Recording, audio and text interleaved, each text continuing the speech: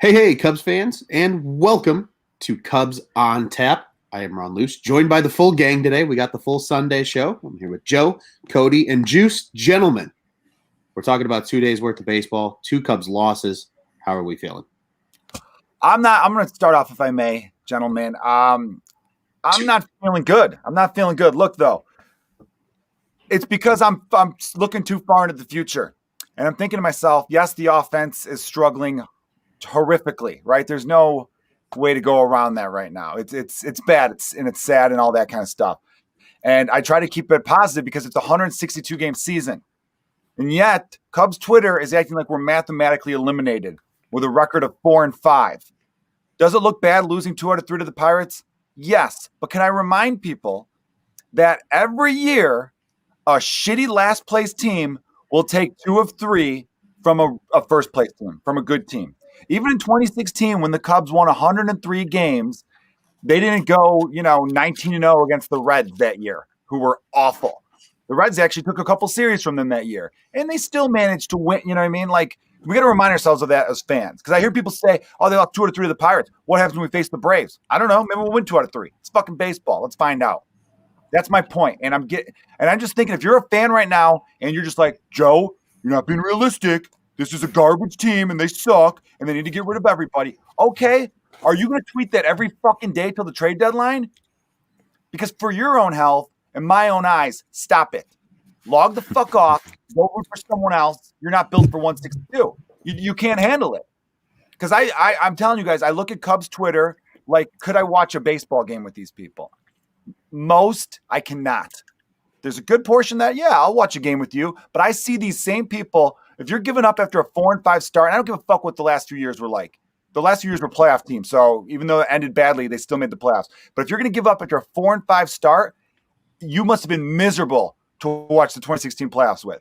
When the Cubs were down 3-1 in the series to Cleveland, you were probably like, game over. We're fucking losers again. Wait till next year. And if you were next to me saying that shit, I would have grabbed your fucking head and spiked it off the bar next to me. I would have. And hopefully it would have been a bar I didn't care about going back to. And I know I mentioned that in my Cubs post game, and this isn't the answer, but like, I just can't be around that kind of fucking energy. Look, we're watching the same shit. You don't have to fucking talk about every goddamn second. I'm surprised Javi Baez hasn't seen these tweets about his fucking horrible strike zone. Why hasn't he seen them yet? Guys, keep tweeting. He'll see them soon. I promise you'll get the attention you want. Keep tweeting all that dumb fucking shit about, oh, they fucking can't hit with runners. We fucking know. They keep box scores for this shit. Hi, Cody. Hey, Joe. Joe,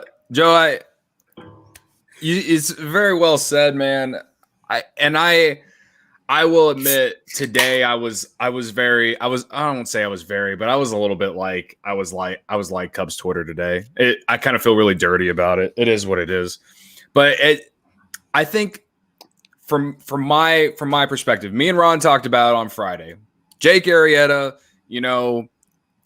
I said that he wouldn't have got through 6 innings if he would have played anyone other than the Pirates. The offense got 4 runs, whatever. We bring in Winkler, walks the bases loaded. We had to bring in Kimbrel against the Pirates to get a 5-out save. Again, what you're saying, I totally understand. I totally agree with. But the way that the Cubs have played against the Pirates so far this year has been alarming, in my opinion. Like, it's already bad enough that, like, it's going to be a close division. We thought that going up against the Pirates, I think was going to at least be a little bit of a, I don't want to say cakewalk because every MLB team it's an MLB team. They have major league players. But like the way that the Cubs have played against the Pirates so far, it's just kind of like, I don't know, man. Like, it's hard to not be pessimistic. And I'm someone who, like, on opening day, when we did the opening day recap, I was like bitching like you are right now about Cubs Twitter and how, you're not believing this, that. Like, losing 2 out of 3, like, at the end of the day right now, does it matter? No. But when it gets to September and this division race is close, and if the Cubs don't make the playoffs by like 1 or 2 games, I'm not saying you're going to look at this series, but it could be a handful of series, including this one, that's making you look back and thinking, man, the Cubs, if they would have just won this series, who knows where they would have been in the standings at least. Maybe they'd be right there. Maybe they'd win the division because They beat the teams that they're supposed to beat. And I think that's the biggest thing is like in 2016, the Cubs beat the teams they were supposed to beat. No one here thinks that the Cubs are a championship contender, but if they're going to win the division at least, they got to beat the teams they're supposed to beat. And that's what's fucking annoying to me. That and the fact that every time we get fucking people on, when we actually do get people fucking on, we can't fucking get them in. We can't fucking do it.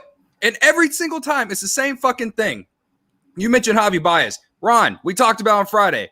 He hit a home run, but he also struck out on another fucking high fastball outside the zone. And I'm like, I don't get it. Why does he keep chasing? I don't know why he keeps chasing. Today, hits home run, but next at bat, he can't fucking he's got two guys on first and third in a big situation, down 4 runs. 2 guys on, no outs. You can't put the ball in play. I don't know, man. That's I'm not saying the season's over. I'm not saying that I'm giving up on everything. But we're seeing a lot of the same from last year. We really are. And it's like I want it to end. I want us to figure it out because I want to believe in these guys. I want to believe that we're going to make the playoffs. But today was just awful. Awful. Nothing from today's game outside of maybe the bullpen, even though they gave up a couple runs. At least last night's game, I could take something away from it because I knew we had today's game to at least try and win the series. No, we lose 2 out of 3 to Pittsburgh, and really, there was nothing good about today's game. You guys tell me something good from this game, and we'll see if I agree. But right now, I got nothing. Now we got to go to Milwaukee, who's won 2 out of 3 against St. Louis this weekend. They've already played tough against us. It doesn't get any easier. You know what I mean? It doesn't get any easier than the Pirates, and we're struggling against the Pirates. That's where I kind of understand where the pessimistic fan is right now, because it's these are the Pirates are a team you're supposed to beat, man. And I agree, you're not going to win every single one of them, but you got to at least win the series. So, Juice. Hey guys, this has been fun so far, right? I mean, we made it today, April 11th, before we already sunk the ship and talking about what we can get for Chris Bryant, right? I saw a couple of those out there. They exist. I had some fun with it today. I tweeted out today saying that, things that are more exciting than the Cubs offense right now. But I think the key wording in that tweet is right now. The Cubs are awful offensively right now. It's a fact. It's unfun to watch them with runners in scoring position. It's unfun to watch all the guys that we have projected as, high potential players who, they go through ruts. And I get that. That's baseball. Joe, I agree with a lot with what you said. A lot of this fan base isn't able to hold on to the fact that this is a long season. They don't understand that. And a lot of, the Twitter sphere in general, you want to be the first one right. I think that's the idea of what Twitter was to begin with. You want to be the first one who said, "Oh, I was on this train before." But you know what, man? For every take I've probably tweeted on that, I'm probably wrong 95%, man. That it's baseball, especially on baseball. Baseball's a weird game. And I think it's unfair to sit and, judge everybody's, underneath one wing. But the Cubs fans do that often. I mean, it's Cubs Twitter in general is always, hey, we look really good or we look really bad, and there's no middle. But I think we're starting to realize what this team is. It's a middling team with potential. When we started the season, if you told me the Cubs were going to win 75 games or they were going to win 95 games, I probably wouldn't disagree with you. There's a long range of what this team could be, but it's also, these guys need to produce. I think the most frustrating part is since the playoffs in 2019 and that little end run, we've seen the same mistakes. We've seen the same guys do the same things over and over. And I think that's what kind of brings out the Twitter mob to yell at this squad, because at the end of the day, we've seen a lot of this. But with that said, it's 1 month in September of 2019 in the playoffs and 50 games last year. So is it a large sample size? It's bigger than the small one we have now. And it's concerning, but the Cubs are not going to do this all year. This is not, the names in this lineup are better than what they're showing. And there's going to be times where we do play the Braves. Maybe we take 2 out of 3, like you said, Joe. The frustrating thing is the Braves offense is struggling. Sorry, I didn't mean to cut you off, but the Braves offense is struggling right now. Sure, yeah. The bottom 4 offenses were Cubs, Brewers, Braves, and then another team that's borderline people think might make the playoffs. But I don't know if their fan bases are freaking out the way our fan base is. The Sox could lose right now and be 4-5 just like the Cubs. Sure. I'm sorry, man. I didn't mean to cut you off. No, you're good. But it's right, baseball. It's baseball. And I think that the hardest part for a fan is to understand that there's 162 games of these. There is no other sport that plays these many games. This is a long roller coaster worth. Maybe we're at the bottom of it right now. The Cubs could go on a 10-game winning streak starting tomorrow, and everything would be back and wonderful in Twitter, right? But I think the pessimistic part of it is when you've seen this offense for so long and you've seen these struggles, it starts to get like you can only stay on the bandwagon for so long if they could be better than this before they have to go and do it themselves. And I think that's the most frustrating point right now at game 7. So it's hard to like 9, whatever. It's hard to sit here and be like, this is what they are. It's so early in the season. So deep breath, have fun with it. Like I did today, saying, what things were more exciting right now and enjoy the ride. Cause over the games of 162, we're going to figure out what this team is. And, all the things to fix it going in the future, that's come September or October. Who cares?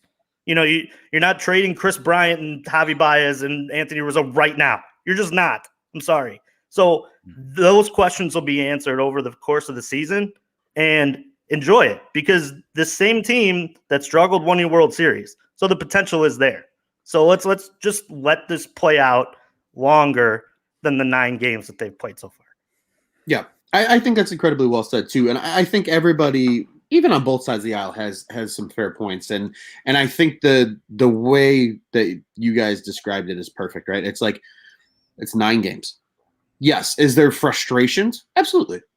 Naturally. I think all of us can agree that we're frustrated with the offense. I mean, it's natural, and Juice, I like the way you said it too, right? Like it's the same mistakes. It's like when you're working at just your traditional job, right? And it's like, yeah, hey, we don't mind if you make a mistake, but don't make the same mistake 18 times. Otherwise, we're going to have to can your ass. Like that, I think is where I really, to me, like at least for me personally, the frustration lies. Is because it's like if they were struggling this season, maybe let's say with like the home run ball, maybe guys just aren't hitting the ball to the ballpark, but they're still slapping singles and getting on and they're manufacturing runs that way, at least a little bit. Okay, then you're like, you know what? These guys tend to heat up as the weather heats up anyway, right? Like look at Anthony Rizzo, perfect example of a guy who is usually pretty cold in April and then he picks up in May and rides it out the rest of the season. So there are definitely opportunities, I think, for this offense to turn it around. But at the same time, I think it's very fair to be concerned, because like you said, Juice, like for give or take maybe 80 games now over the course of a handful of seasons. And obviously there's some different players coming in and out of that fold, but it's the same problems that we're seeing. And I think that is really truly the underlying, like, holy shit, what the hell frustration for Cubs fans. It's like, again, like if Javi Baez wasn't striking out, but maybe he's only batting 190 because every time he hits the ball, it's hard and it's directly at somebody. At least I feel a little bit better about that because he's seeing the ball while he's not striking out as much.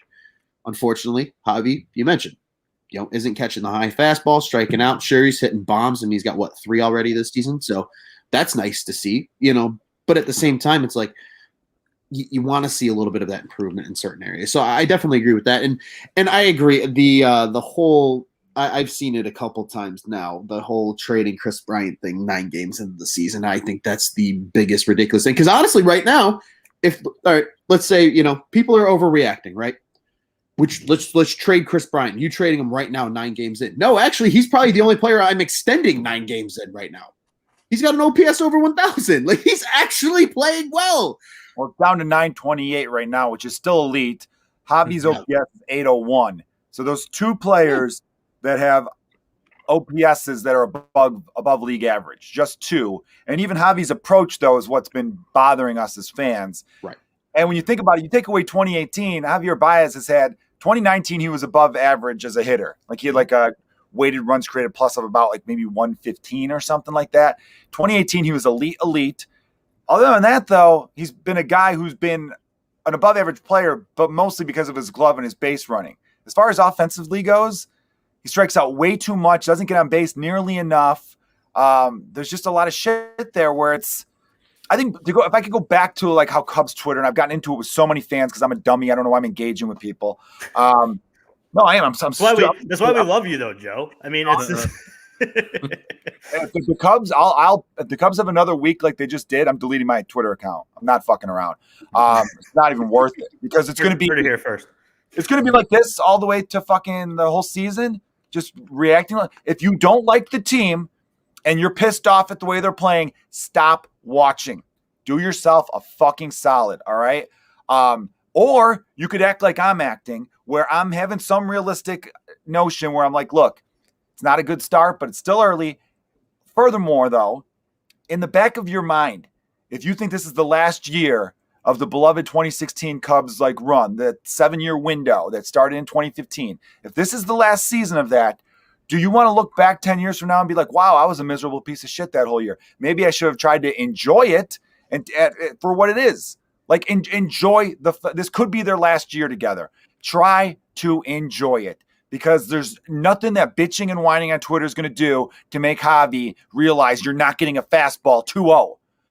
I don't understand. That's one thing I don't get. I think the pitching overall has been pretty good. The last couple games starting has been shaky, but overall I'm still pleased with the pitching. The hitting infrastructure, I don't understand.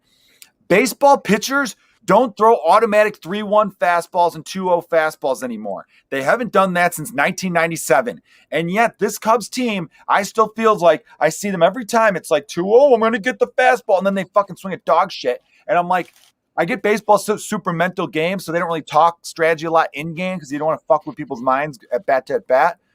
But someone needs to be like, they're pitching backwards. Okay? If you take a 2-0 fastball right down the middle because you were looking slider, fine. They got you on that one. But be ready for the fastball, but expect this off-speed shit. There's just a weird approach. You know what they're doing? Remind me of Corey Patterson. Corey Patterson was famous for taking fastballs right down the middle and then swinging at garbage outside the zone. And that's what I'm seeing right now. I'm seeing way too many people not crushing the ball that they're supposed to crush and then expanding the strike zone, taking outside pitches, flicking the wrist, trying to pull it, and it's just not smart. And I don't know, maybe it all goes back to Anthony Rizzo not being extended. Maybe that because they had a good spring. They had a strong spring, which by the way, there are several. I was looking at spring training numbers.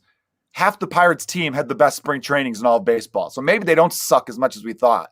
You know, every Cubs fan was like, Nico Horner hit 4. They have all these Pirate hitters made Nico Horner look like trash in the fucking spring training. Again, spring training, don't put too much into it. But last little point I'll make here is this. If Rizzo had gotten the extension that we all agree he deserved, maybe you go into opening day feeling like a little bit. But instead, we have Anthony Rizzo on opening day, this man who has been the face of the franchise. You couldn't freaking computer game. If you're playing, the show and you're making franchise player and all the attributes, Anthony Rizzo is your guy. He's like, give him his money. Give him fucking 5 years, $100 million. Like we've said, you won't regret paying that guy too much money because he's such a great person. And he's a good hitter. Slow starter. We know this. I think having Anthony Rizzo on the radio saying like, we're not even talking extension anymore. I think that put a funk throughout that whole fucking clubhouse right now. And it made everyone feel the pressure of, we got to get out the gate strong. That's what I'm thinking now, because this is a team with the exception of a few other guys, but the core of this team, Javi, Willie, KB, Rizzo, Hayward, they've won a ring together. So you'd think pressure would be off for a team that's won a ring before. Now they're playing for their next fucking contract. And some guys thrive in the career year setting. Other guys, I think you're seeing a lot of pressing out the gate. And I know, Juice, you were saying it's a long season. These guys are too good to be hitting 150 all year. So we'll see, I guess. Well, I love when Cody sighs. Let's just start. Well, I do want to bring up this comment Garrett from Iowa sent. Shout out to him for always listening. He asked, does the lack of quality starts put pressure on the offense, causing them to try too hard, i.e. Baez? And I guess the lack of quality starts so far would just be today and yesterday. There wasn't any other Adbert, but yeah, Alzolay wasn't good. I guess he threw too bad. Yeah.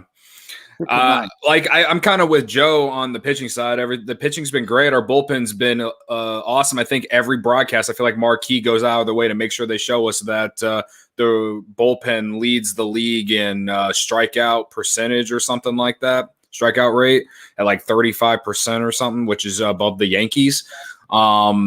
So yeah, I mean, Gary, I think there's more pressure on the pitching staff to be perfect than it is the offense. You know what I mean? Last night, Zach Davies looked great in the first inning, then comes out, gives up 7 runs. I didn't really understand it. I shook it off mainly because I guess he went 19 starts without allowing 3 runs or less. And that's quality. Yeah. Right. So I can give up, I can be okay with one bad start, even if it is against the Pirates. Trevor Williams, we still don't really know what we're going to get out of Trevor Williams. I thought he was great in the game me and Joe went to. He was great that day. He had a no-hitter going into the 6th inning.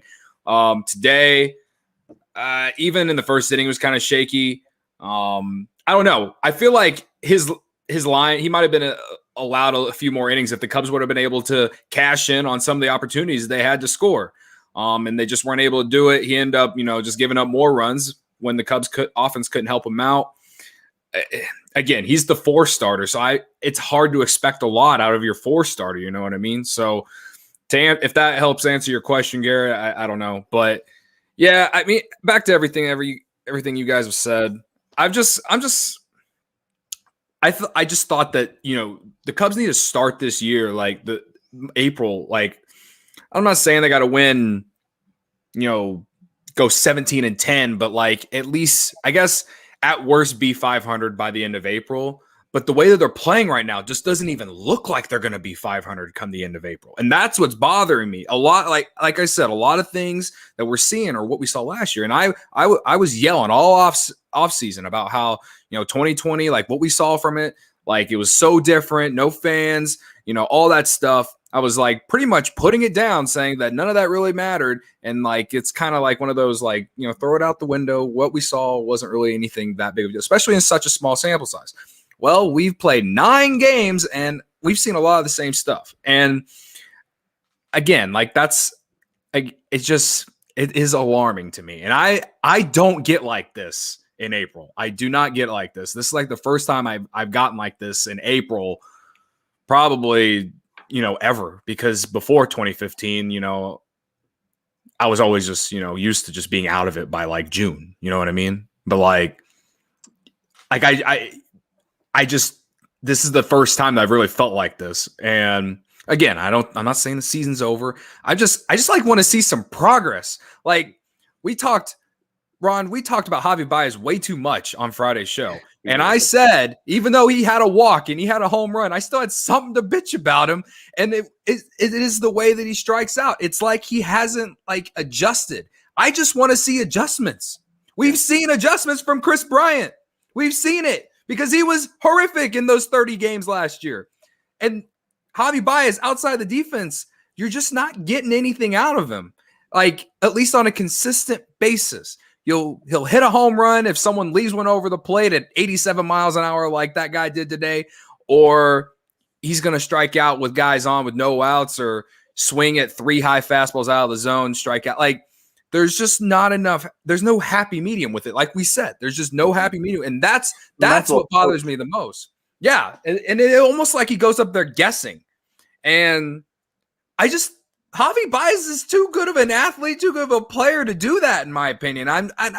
We saw it in 18, even in 19. Joe, I think you mentioned he was solid. 17 was, whatever, is his first full year, and he still put up 20-some bombs, 70, 80 RBIs, whatever. The 17 team, yeah, he's had outside of 18, he had good seasons. Last year was bad, and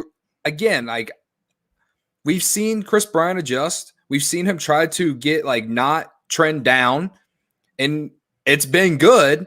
And I just feel like Javi Baez it hasn't got through his head yet that, oh, hey, they're trying to do this, or, I need to do this, or I don't know. I feel like maybe he is too much in his head. I don't know if the walk year is in his head or not, but if he wants anything like the money he probably could have got 2 years ago, right now it ain't coming, man. It ain't coming. And yeah, I can blame the Cubs for that, but if he had got the contract extension 2 years ago, we'd still be sitting here if he was performing like this, thinking that was a dumb idea. So it goes both ways, in my opinion.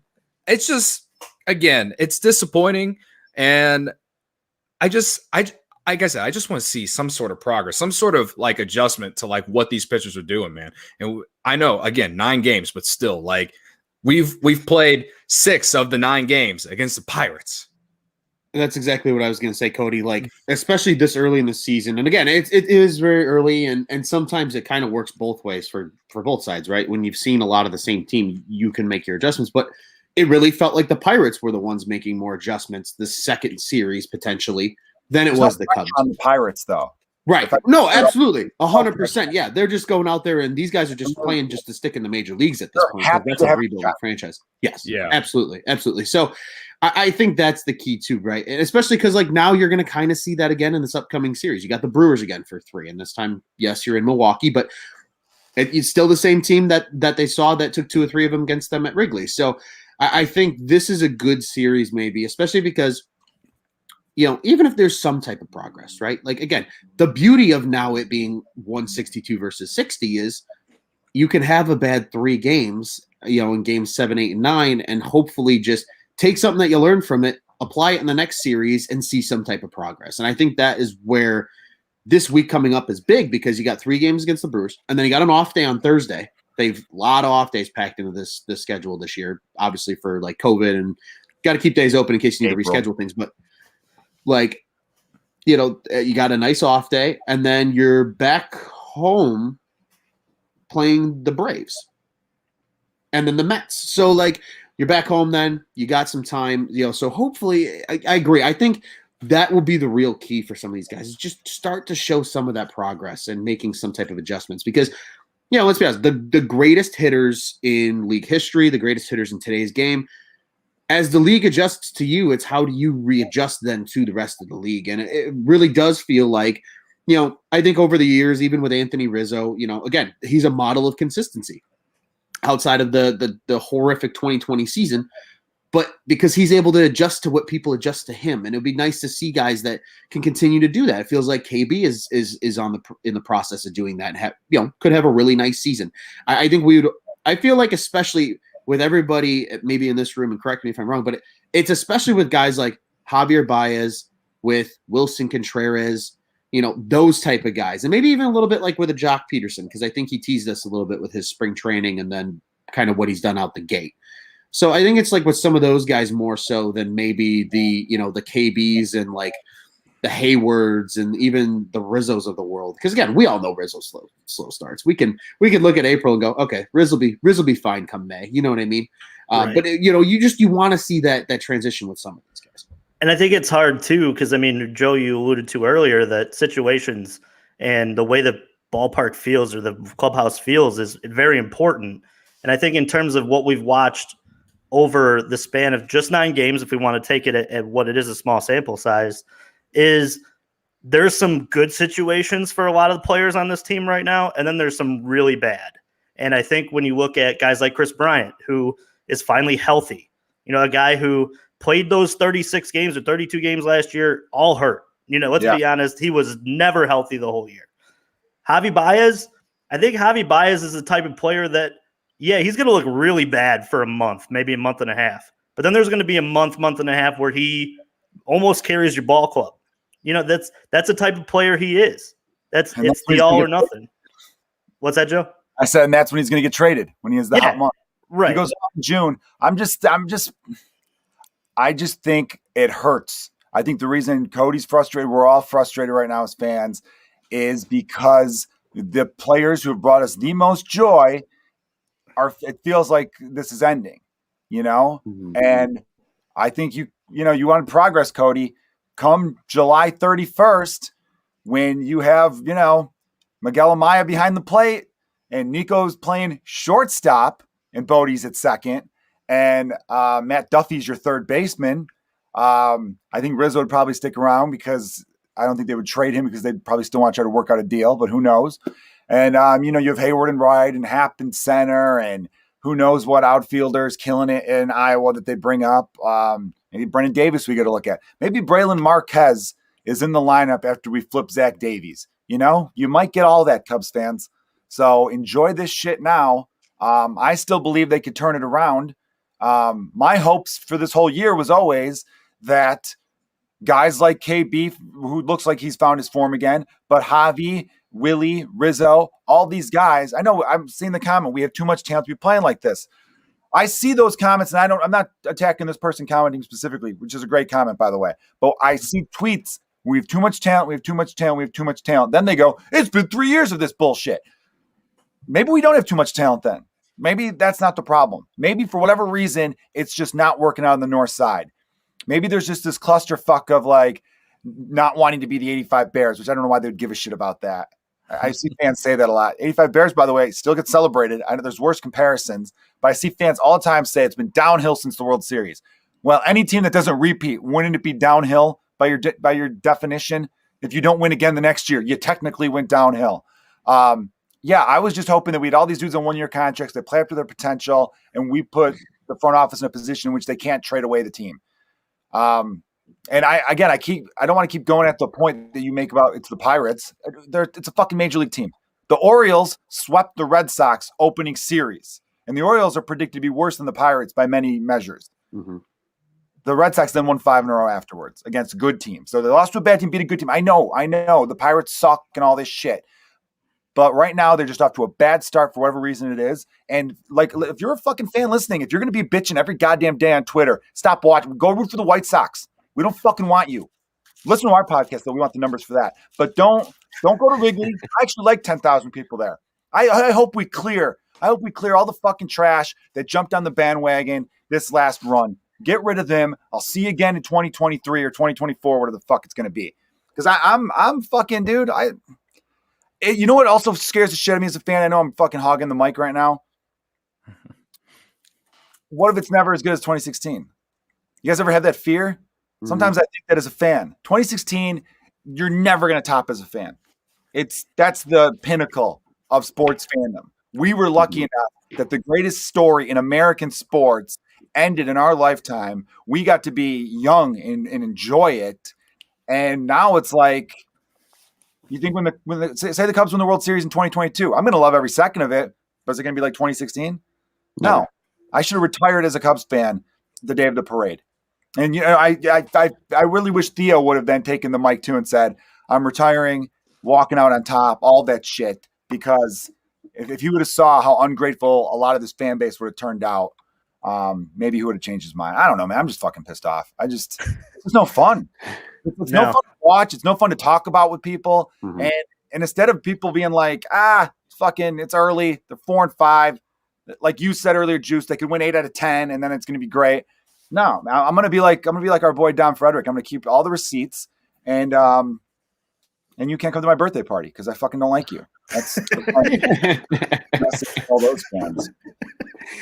It's true though. I mean, it really is, and it's like I think that is a very interesting way to describe it, Joe. About like it's like the kid that peaked in high school is kind of what that 2016 Cubs fan feel is, right? Because like you said, literally the greatest story. They're the lovable losers for literally a century plus.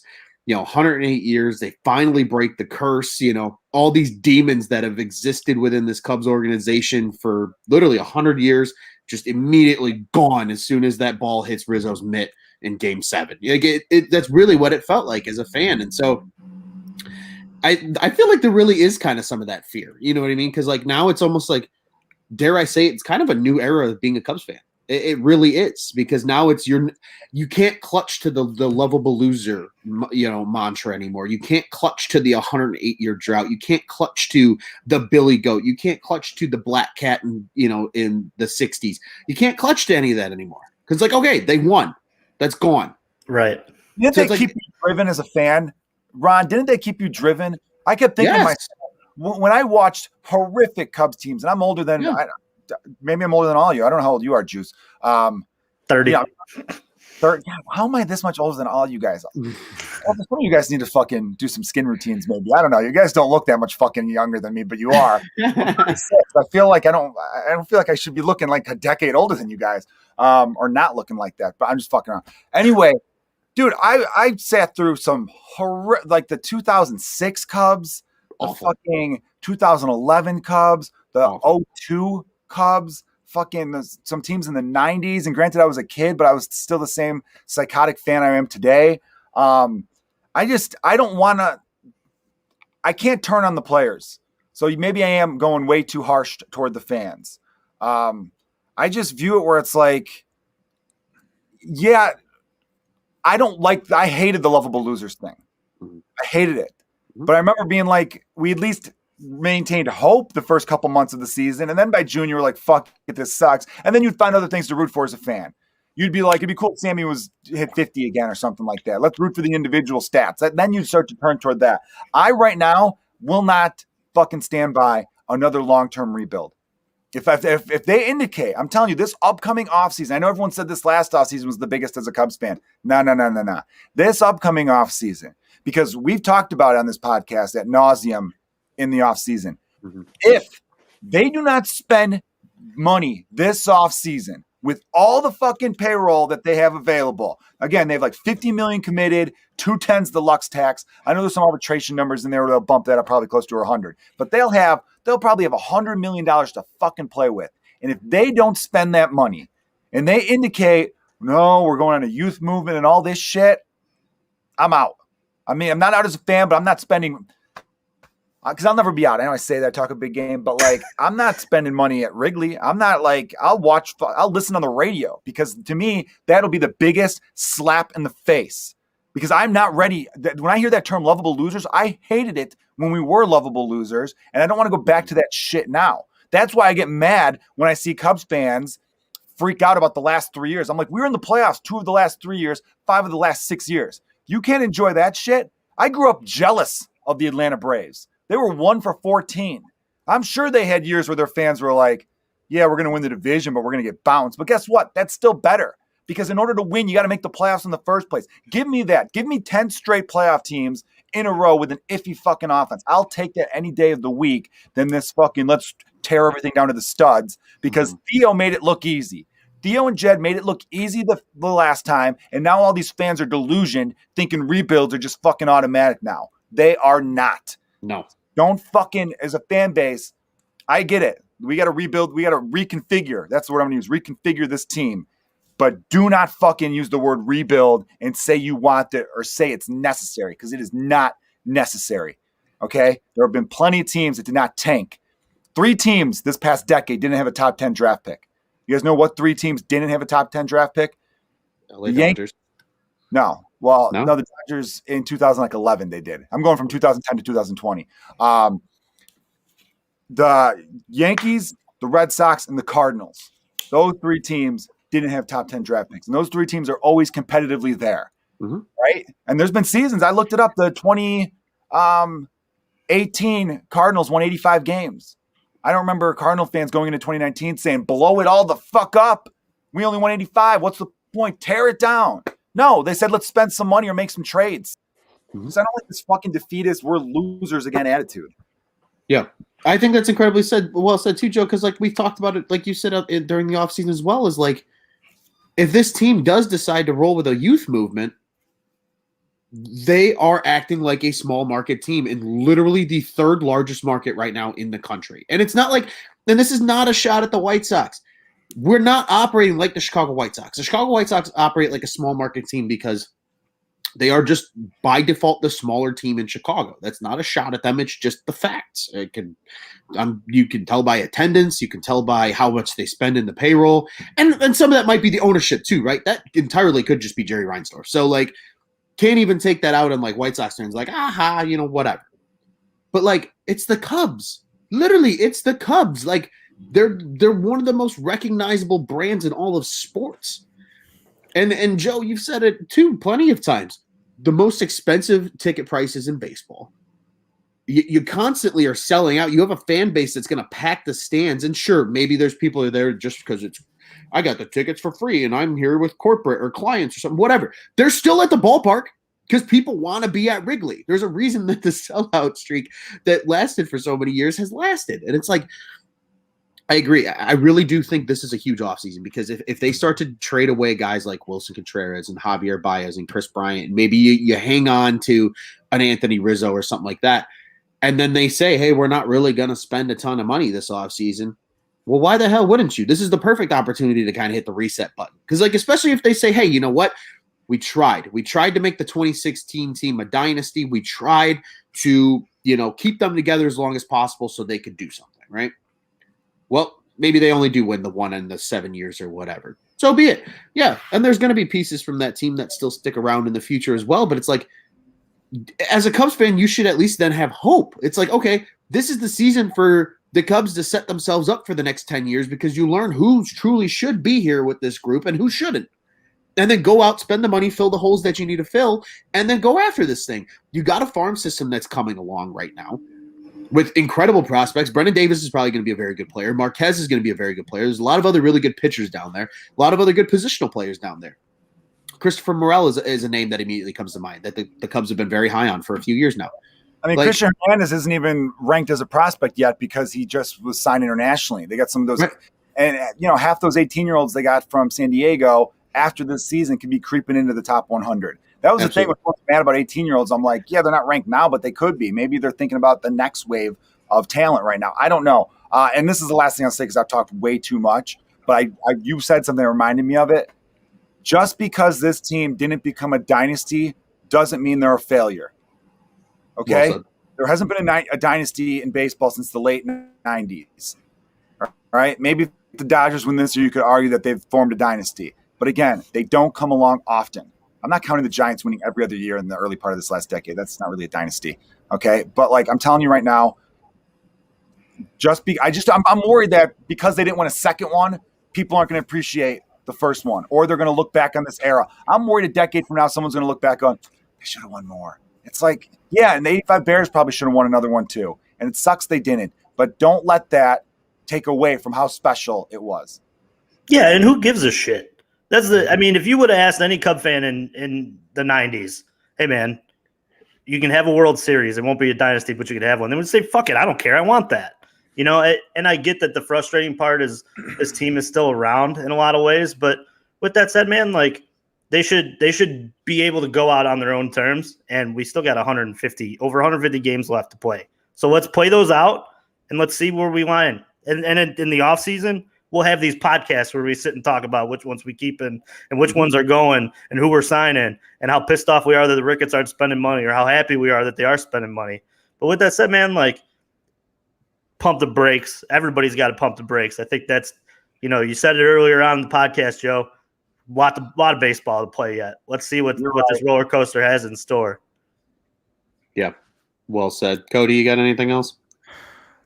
I would just like to confirm with everyone who's watching, I didn't play the role of the heel. I just am actually this pissed off. I don't know. I guess you guys have kind of reeled me back in. It really didn't take that much. It doesn't take that much. I'll be back on my couch tomorrow, ready to watch the Cubs. That it is what it is, and it's I didn't even come into this fuck this team or all that shit. But I was just very frustrated after the last couple of days. This losing 7-1, man. There's both consecutive days like this to a team like this. It's just. It's embarrassing. I think as fans, when people say that, I see that a lot on Twitter. It's just I agree, man. I just think that, along with what Joe has said, it's you got to have that fine line. Just know that hey, there's still a lot of games to play, but hopefully we see some guys break out of these slumps. I thought Jock Peterson had a decent weekend. He had a hit yesterday. I think he had a hit today too. So he got 2 straight days getting a hit. Got robbed on a walk today as well. Even though I was really mad at the moment whenever that happened. And I was just, yeah. So that's all I'll say on that. Well, no, I don't remember that. It sucks because he's trying to prove he could hit lefties. And then the umpire calls a pitch 10 inches below the bottom of the zone. I mean, here's the bottom of the zone. It was a full ball below the zone. Maybe not 10 inches, but it was a full ball. It didn't touch the zone at all. And he calls it. I remember Schwarber had that problem too. People are like, Schwarber can hit lefties. I go, he's just not getting consistent at bats. And when he starts to, the umps fuck him over. So it's just, you feel for the guy so much. And that, I don't know, maybe because I so desperately wanted to become a baseball player when I was a little kid, I think from their perspective all the time. When I used to be a gambler, I thought differently. I still gamble a little bit, but I don't have time for it anymore. But I do. I think from their standpoint, I think to myself, what would I be like if I was in that position? I'd be thinking, dude, I'm trying my best to prove I could hit these guys, and the umpire's fucking me over. So then when I see fans react negatively toward that guy, I'm like, do you not? There's a lot that goes into this shit, man. Yeah. And again, of all the players, if there's anyone like that, I think that I'm not changing my opinion on Javi Baez. Like, we need more. If the Cubs are even going to be in the division race, we need more out of Javi Baez. I'm not asking him to hit 300. I'm asking him to hit 260, have an on base like 320, and slug 500. That's what I'm asking. And I'm asking for a strikeout rate to be anywhere between 20 and 20. Well, no, 25 and 30, because that I think that's okay. 25 and 30%, I think, is okay. And then the weighted runs created, if you guys go by that, I'm asking for like 120. I'm not asking for a lot out of Javi Baez, man. Like, I just want him to, be who he is on the field defensively. And then just, again, we talked about it, Ron, like the video thing that he didn't have last year. Well, he has it now. And so far, it doesn't look like it's helping him. So I'm hoping that it starts working, though. I want it to start working because whether the season goes up or down, if he plays well, then at least we could trade him if we wanted to. But like, the Cubs he has no value right now, even if the Cubs wanted to trade him tomorrow. You know what I mean? So I don't know. It's a lot of things related to him are what's really frustrating me. Yeah, and I think that kind of goes through the whole lineup too, right? I mean, the idea of passing the baton, it's something that since 2019, we've kind of harped on. You don't need to be the guy who drives the ball out of the ballpark every time if the pitcher is not throwing strikes. Let's pass the baton to the next guy and have faith that the guy behind you is going to drive you in, or the guy behind you is going to create something. And I think a lot of this contract year stuff, it's also pressing. It's maybe, some of the stuff in the dugout isn't, but this team far too often do we watch them not able to do that and just want to make things happen. And that's not how you play baseball. When you do that, it's not a recipe for success. And that's the problem with a lot of this. Right. This guy who's been commenting in the chat, he said that he lives in Pittsburgh. He's taking a lot of shit right now. I just want to send him thoughts and prayers. That sucks, man. But hopefully the next time the Cubs are back in town, they pick you up, because we're gonna need it. Like, the Cubs can't play like this against Pittsburgh all season. I mean, they're also it's freaking Pittsburgh. It's the Pirates. I mean, it's like how can anybody talk shit? I mean, the Pirates are they're like the redheaded stepchild in Pittsburgh too, of all the teams, because like the Penguins are consistently good, the Steelers are consistently good, but it's just like the Pirates are just kind of there. Like, nobody even in Pittsburgh likes them. That stadium does look pretty nice. He asked if it's awesome. I'll say that. Did you see the comment there? He said the entire team is underachieving. Is this a managerial problem? I don't see how you could put it on David Ross. I mean, you can maybe say tinker the lineup a little bit, but as far as we know, this team absolutely works their ass off for him. And it looked that way in spring training. Everyone talked about how hard they were working on everything. Everyone shows up early. It'd be one thing if I thought he wasn't getting them prepared. But I'm telling you right now, I really believe there was a momentum in spring training. There was a good vibe in the air. People were having fun. We saw like the in-game interviews in spring training where Ian Happ and Rizzo and everyone was just having a blast. And then the cutoff came. Where was the extensions? Yeah. And we found out the extensions were insulting.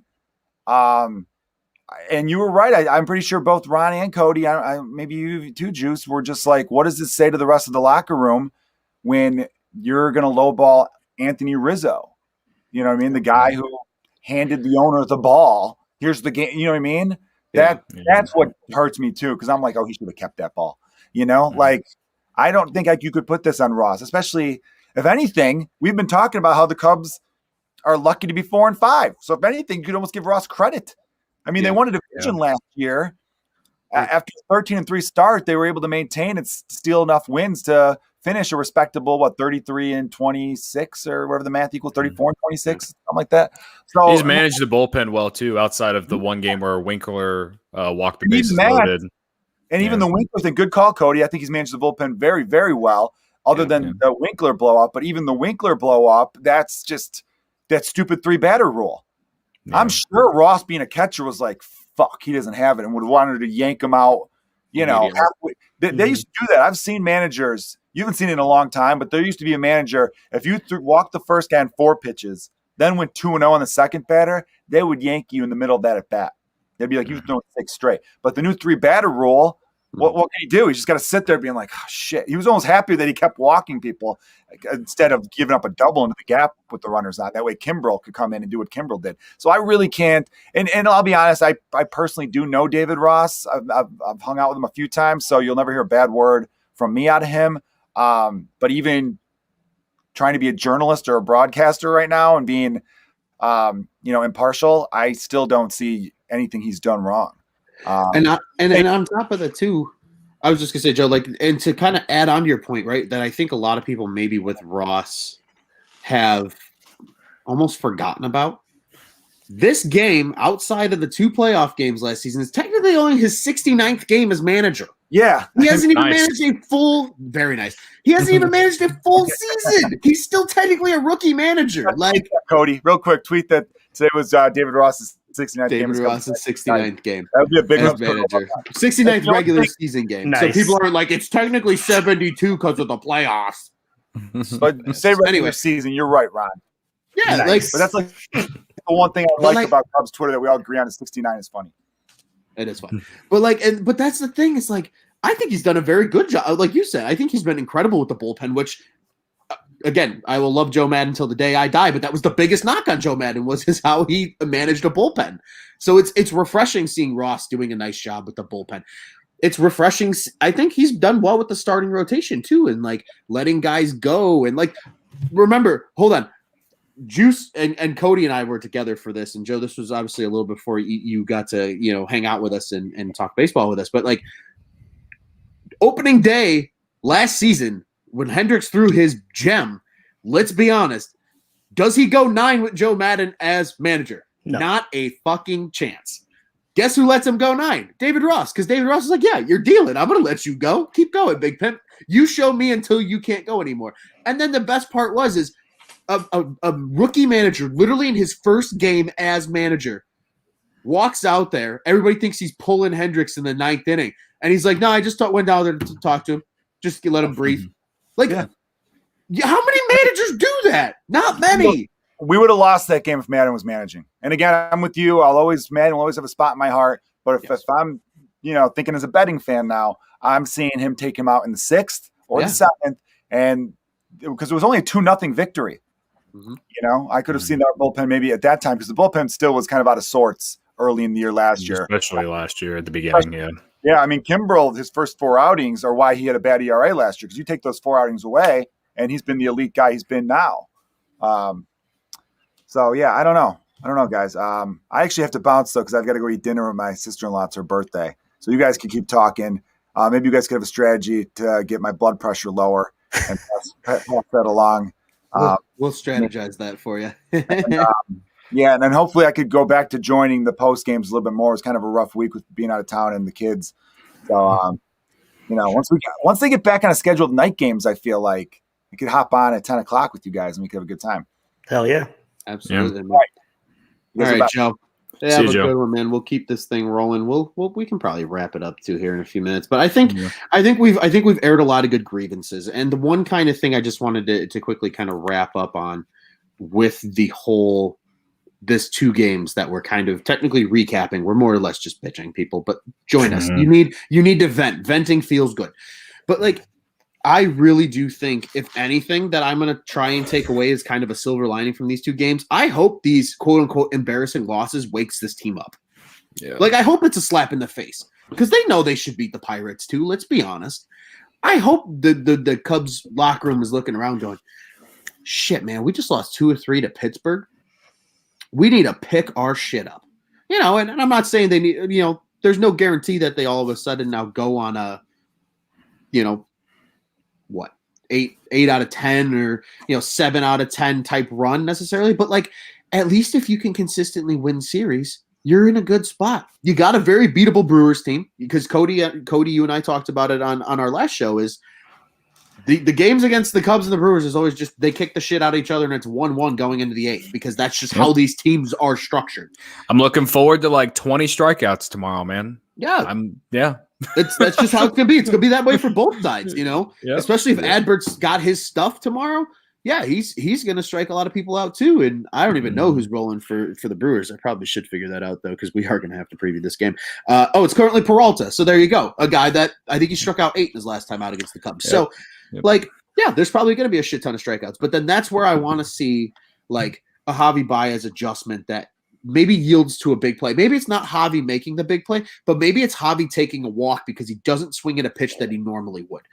Or he's able to foul off that high fastball and they have to throw him something outside and he takes it. Takes a walk, gets on, and maybe it's KB or somebody else that can drive him in or hits a home run or whatever. But just show progress. I think that is the key right now for this team. Again, you're 4-5. You're still very much in this thing. Yeah, the Reds are 6-2 or whatever, and I think you said, Cody, they were losing today. Is that correct? Yeah, I think they were losing like 4-0. Okay, so the Cardinals are getting murdered by the Brewers today. Yeah. So literally the whole division by it, but still, yeah. Right. So the whole NL Central is going to be at best 6-3. The Cubs are 4-5. So you're 2 games back. Whoop-de-fucking-d. We're 9 games in this thing. We're in David Ross's 69th managerial start in the regular season. Nice. That's nice. We are very early in this thing, right? And so I think overall that's where I'm taking the silver lining, right? Like trying to find that one thing to like kind of grasp to about these last 2 games. I hope it's that slap in the face for this team of like, hey, we need to, at minimum, because Rome wasn't built in a day, start working each game to working on our weaknesses. Make the adjustments needed to be able to counteract, especially the scouting report on a lot of these guys. Everybody knows throw something away on Javi and he's going to either frantically swing because he's scared or something else. All right, Javi, how are you going to adjust to that? Start showing that progress game by game. You don't need to figure it out in one game, but if you can figure it out over the course of the next 10, 12 games, people are going to be excited about that. Same thing goes for any of the other guys right now that are struggling. And honestly, one positive note that I will end on before giving it back to you guys, and then we can get to this Milwaukee series real quick. KB, you keep doing what you're doing, Big Pimp, because I like what I see from you so far through 9 games, and I hope you continue that through the rest of the 153 that are left or whatnot. So, yeah. Sorry for the faces, guys. Matsuyama just hit it in the water on 15. So, well, Masters coverage might actually have a tournament here. No, I think everything you said, Ron. I agree, and like I said, we gotta see some guys like take that next step. Like I feel like that's something we've been screaming for a couple of years, but like I don't know what it is. Maybe we gotta shake up the lineup. Like it's not like Wilson Contreras has always been in the 2-hole. Like maybe throw like Jason Hayward was good in the 2-hole last year. I know he's kind of struggled out the gates outside of a home run he hit last weekend, and I think he's had a couple hits or whatever, but I don't know. Like I'm literally open for anything. But maybe that's what we need is just like a lineup shakeup that we're not used to or whatever. Even Ian Happ hasn't started that. He had a hit today, but still like, he when he got his hit, he was then 4 for 23 on the season. Like if you're getting that kind of production out of your leadoff hitter, that's not good. Again, only 23 at bats, but still, like if you're getting that and like the guys right behind you outside of Chris Bryant are struggling, like you're not going to get any run production consistently. And if you do, it might just be 1 run. And when you're down 7-1, you're like, even when the Cubs were down 3-1 today, I was like, this game is over. Like I hate feeling that way. I hate thinking that way. I think the way of thinking that way when it's that early is stupid. And as a fan, you should just like remove your fan card.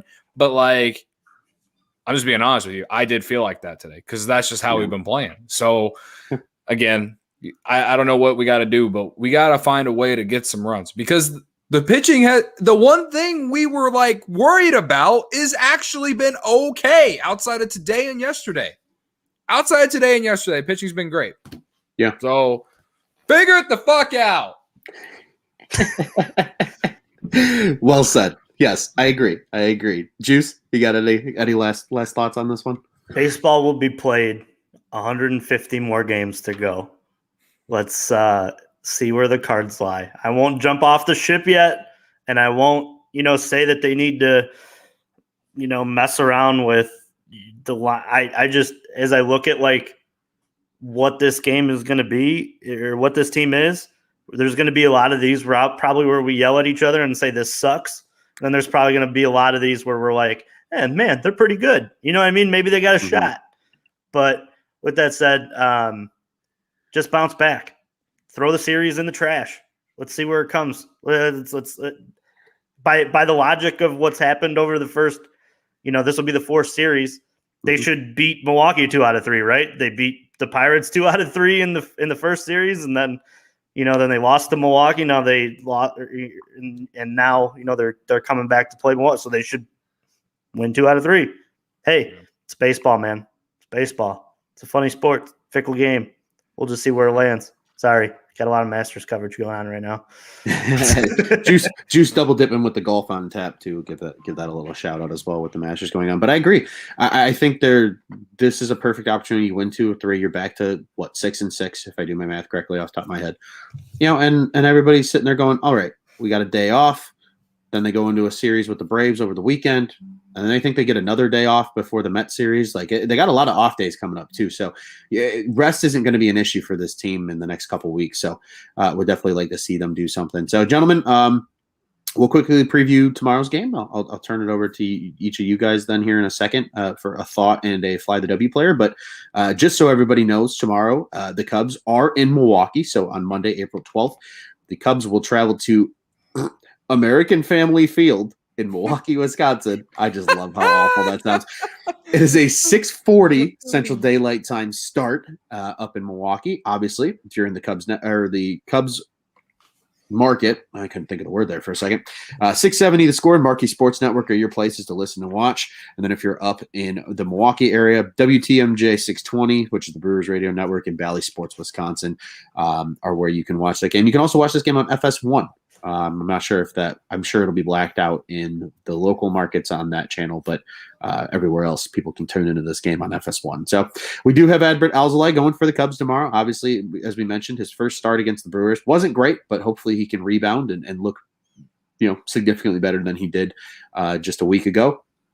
And Freddie Peralta, who looked pretty solid in his last start against the Cubs, will be trotted out there for the Brewers. So, gentlemen, I'll turn it quickly over to you guys. A quick thought on tomorrow's game and a Fly the W player, and then we can wrap this thing up and ride off into the sunset on this Sunday night. All right. So, as always, Andrew Chafin, the sheriff, the king, whatever you want to fucking call him, he is the Fly W player. And Cody's running away with this, by the way. I would just like to running away with the scoreboard. I'm gonna run away with this all season as long as it's on the roster. First off, all the big J's, fucking Sun Times, and all of them write these stories about Andrew fucking Chafin today, putting them out today to make Cub fans feel good about about whatever. And I'm like sitting over here like I've been on this guy's train for like a month now. You know what I mean? So I just had to put that out there. But yeah, he's my Fly W player. And honestly, like outside of the joke, if he comes in the game, that's good for the Cubs because they only use him whenever the Cubs have a lead. And then it's like the 8th inning. So hopefully he comes in, shuts it down, gets 3 strikeouts. That would be pretty cool and tough. As far as the game, need a bounce back from Alzolay. Outside of like 2 pitches in his first start, he was okay. But hopefully we can get a little bit more out of him this time. Don't give up first inning runs. If he gets out of the first inning clean, I think that would actually be very good for him to just get comfortable. Like I feel like that's a thing with young pitchers. If they give up runs early, it won't be good. But if he can get through the first 3 guys or even if he does allow a base runner or two, but gets out of the first inning, that'll just help him, get into the, get comfortable into the game and, let that electric stuff just take over because he's got it. He might have the best stuff in the rotation. We just don't really know what we're gonna get out of this guy. But yeah. And I mean, again, if you get that and then the offense gets some timely hits, again, I don't think I slam the under tomorrow, guys. I'm slamming the under tomorrow. Whoever scores first and whatever pitcher lasts longer, that's the team that's going to win.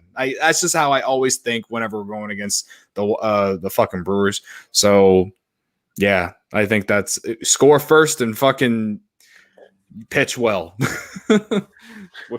Andrew Chafin's coming in for 2 innings tomorrow and striking out all 50 bases. That's the energy that Cody's manifesting into the air. Oh, I need it. Juice, what you got for us? Yeah, let me start with just laughing at my faces throughout watching this because I've been just watching the Masters coverage here, and as an avid golf fan, it's getting close. I'm going to say pass the baton for this lineup. A lot of what today was and yesterday's loss was they had pitchers on the ropes and they were unable to, pass the baton, take your walk, take what the pitcher is giving you. And the problem is that when you do that, you try to go outside your comfort zone, try to make something happen, bad things happen. So I hope that's for both sides. I hope Adbert comes out, has a good start, plays within himself. And this team gets back to playing smart, winning baseball. Because I think the most frustrating thing that we didn't touch on is how they played. They played a lot. They played real stupid over the last 2 days. A lot of bad baseball plays. A lot of things that you don't see them normally do. So let's hope that they can get back to playing that Cub style of baseball that we talked about. Ron maybe winning ugly, but also grinding some at bats out. Getting in front of the count and making pitchers pay for their struggles or not being able to find the zone. So that's what we need to do as a team to win the series, and then going forward, hit the reset button. 4-5, hey, could be worse. Could be they could be 1-7. So yeah. Let's. Joe just came in the comments, said the White Sox are 4-5. They must have lost then to the Orioles today. So yeah, if you need some perspective, the team on the other side of town that has higher expectations than the Cubs have the same record. So. Also 4-5. So hey, let's get a dub tomorrow, and then from there just start stacking them because that's how baseball works, baby. Stack them up. Absolutely. Yep. Who's your fly the W, Juice? I'm gonna go with Adbert. I'm gonna go with him. I'm gonna go with Adbert. I think that like Cody said, he's got some of the best stuff on the staff. I think that shows tomorrow. It'd be interesting to see how he comes out. Hopefully and ready to go. So I don't know how this will affect the series, but Christian Yelich, Travis Shaw, and another one of their key players got hurt today. Or no, Colton Wong is already out too. Yeah, he's already. So, he was put on the 10-day IL. Yeah. So I don't know, I don't know how serious the injuries with Yelich and Shaw are, but Shaw hit a home run off Adbert in his first start. I mean, and obviously we know everything about Yelich. I will be very happy if Yelich doesn't play tomorrow. So 100%. I'll take that. I'll take that every day of the week. Yeah, man. I agree with both of you guys. I think tomorrow's it's just a good opportunity for them to rebound, and the nice thing about playing in Milwaukee is if the weather's shit, oh well, you don't have to worry about playing in the elements because they have a roof and it's great. So, hopefully Adbert's got his stuff. He can come out, throw a good game. I agree with you guys there. And just put together good at-bats, grind against this pitching staff. Peralta's probably the guy that I would rather see in the first game compared to a Burns or a Woodruff, especially just the way those two guys have pitched already so far this season. So I think this is a good opportunity for the Cubs to just, again, one game at a time, start to turn it around. Juice, I like the way you said it, start to stack those wins, and they'll find themselves in the playoff picture, at the end of the year if they can just be consistent. I think consistency is key for this Cubs team, especially because they do have talent, or at least that we think they have talent. Now just go be consistent and prove that you're talented, and we'll be just fine. I'm going to honestly, Cody, I'm almost going to be like you with Chafin with this guy this year. Give me Chris Bryant. Give me that revenge season, Bryant. Ride the hot hand, baby. Hell yeah. He's out to prove everybody wrong, and I am here for it. And you know what? Almost had a homer today, too.